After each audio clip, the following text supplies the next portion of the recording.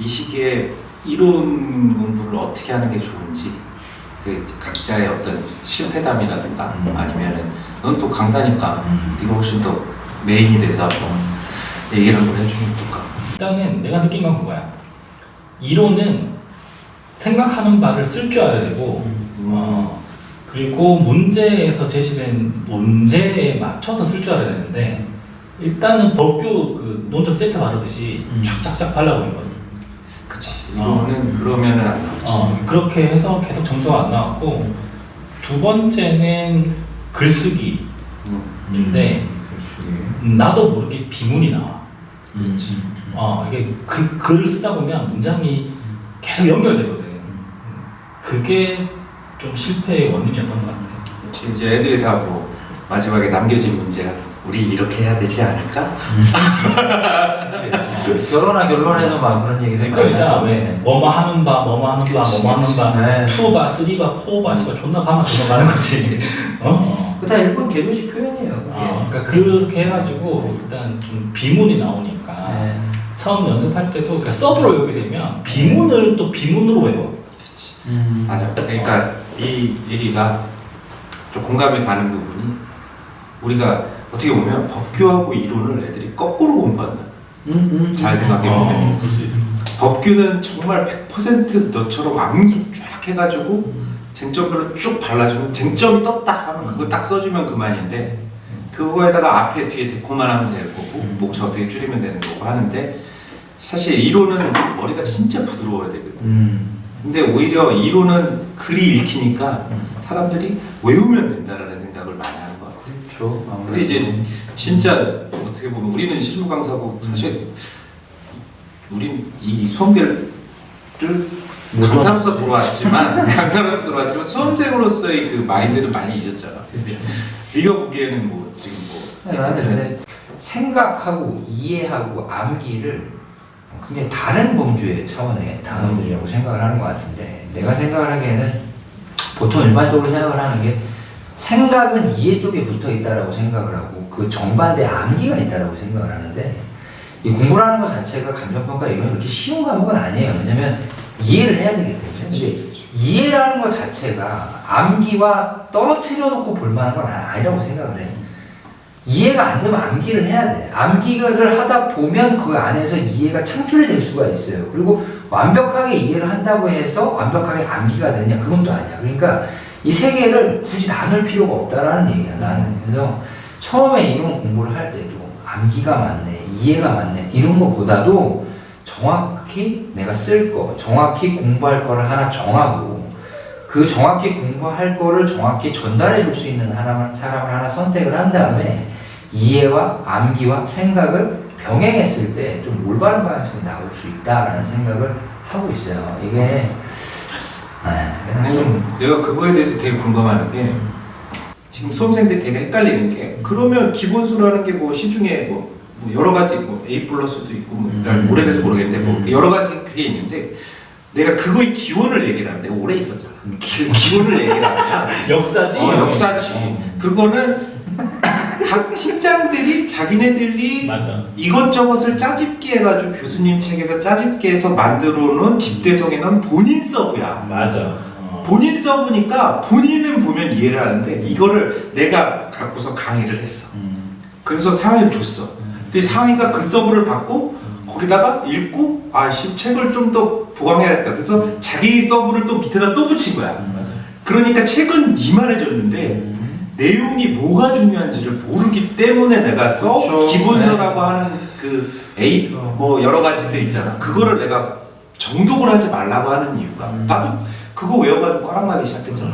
근데 이제 그런 측면도 있어요. 우리가 이제 다 공부를 해봐서 알지만 서브가 주교재가 되는 이유를 곰곰이 생각을 해보면 결국은 뭔가 나 쓰고 싶어. 이론에서 점수를 받고 싶어. 근데 생각 내가 안 했어. 기본서를 보자니 지금 후달려. 뭔가 하나 부여잡고 싶은 심리 분명히 있다고 공부를 하다 보니까. 그렇지. 결국 본인도 알아. 이거는 누구나 합리적으로 얘기하면 알 수 있는 거야. 문제 출제는 교수님들이 쓴 책으로 공부를 하는 게 맞아. 다 아는 내용이야. 처음에 들어왔을 때 지금 처음 공부하는 우리 수험생들한테 얘기를 하자. 그건 뭘로 공부를 해요? 라고 반문을 할 정도로 정말 절대적인 이건 팩트야. 근데 실무도 해야 되고 법규도 해야 되다 보면 나중에 결국은 부여잡을 수 있는 게 하나가 필요해지거든. 한 3월 돼서 그잖아요. 1월이나 그럼 그때 이제 서브로 간다라는 거지. 그게 이제 대중요법이긴 하잖아. 그렇죠. 네, 그러니까 맞아요. 할 수 없이 차선책으로 선택하고 네. 그것밖에 할 수밖에 없는 상황인 거야. 네. 그런데 일단 그런 거는 있는 것 같아. 일단 출발부터 그렇게 할 필요는 없는 거라고 생각을 해. 그거는 난 좀 완벽하게 동해. 그건 아니다. 그거는 이론 과목이라는 거에 대한 어떤 뭐라 그럴까요? 자신만의 어떤 오만이라고 볼 수밖에 없다. 이거는 그러니까 현실적으로 2년차들이 서브에 기댈 수밖에 없는 상황은 다 이해를 하고 상황은 이해가 된다. 상황 이해를 하고 근데 그 서브만 가지고 합격했다는 사람들의 그 공부 방법론을 나도 바로 채택해야 되겠다고 판단하는 거는 아니라는 거지. 근데 이제 그런 것도 있지. 예전에 합격을 하셨던 분들 중에 서브로 공부를 해서 합격을 하신 분들은 상당수 있다. 일단은 그것도 이제 팩트다. 근데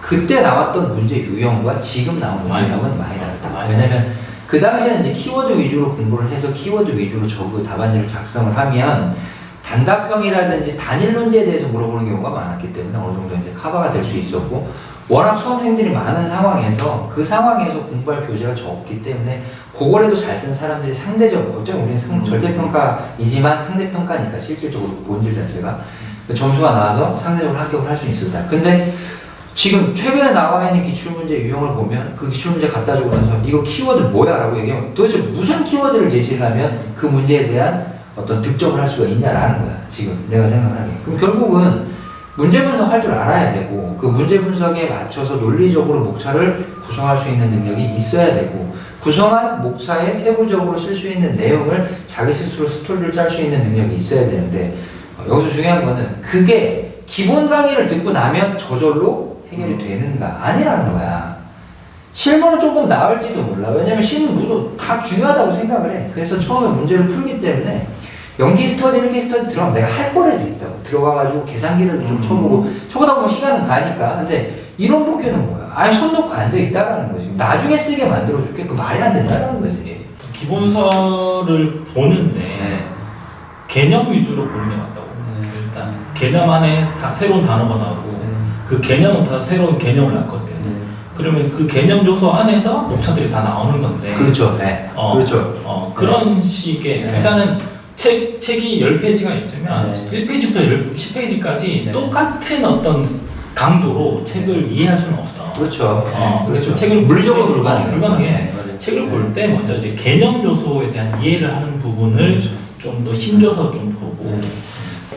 뭐 정리하면 나는 개인적으로 다 말들이 맞아. 지금 얘기하는 거 맞는데 수험생들이 받아들일 때 나는, 그러니까 우리 지금 얘기한 주제는 너무 많은 분량의 서브 책 그거를 기본서로 잡지 말고, 그렇죠. 나는 오히려 총론을 좀 열어줄 수 있는 교수님 책 어떤 거 하나든지 행정법 책 고르듯이 하나를 골라서 총론이 얇은 책들 있잖아.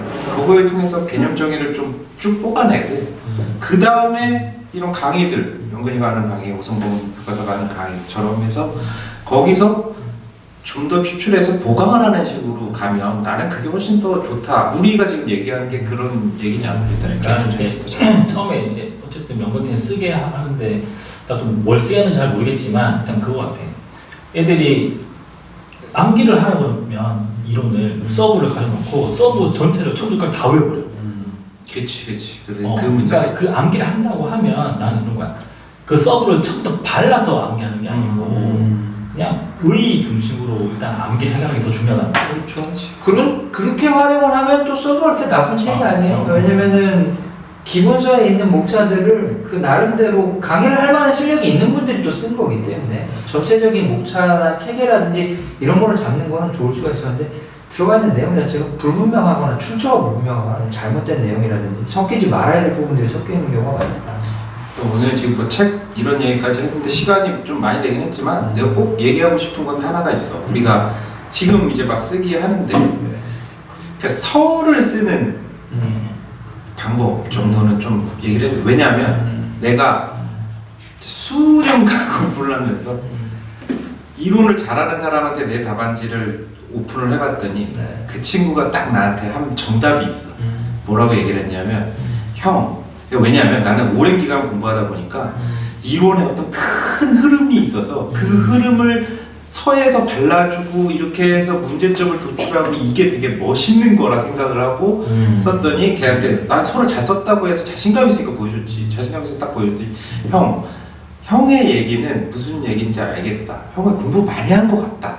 근데 내용이 한 개도 안 들어오고 그냥 장황하다라는 얘기 듣고 되게 충격을 받았어요. 그래서 그 친구가 나한테 얘기해 준 게 형 물음이 4개가 나오면 그러니까 문제 1번에 물음이 3개, 4개 나오면 각 물음에 답을 쓰라고 서에다.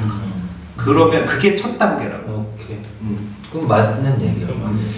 그러면 훨씬 장황하지 않고 심플하게 쓸 수 있다. 야 나중에 되면 그런 얘기 나올 거야. 서설이나 서에 배점이 있는지 없는지도 논란이 될 거야. 그 내가 스터디 할 때도 이제 얘기를 하는데 서설을 못 쓰겠으면 괜히 시간 잡아먹지 말고 과감하게 생각해라 라고 얘기를 해요. 이제는 내 스타일에 맞는 얘기는 아니야.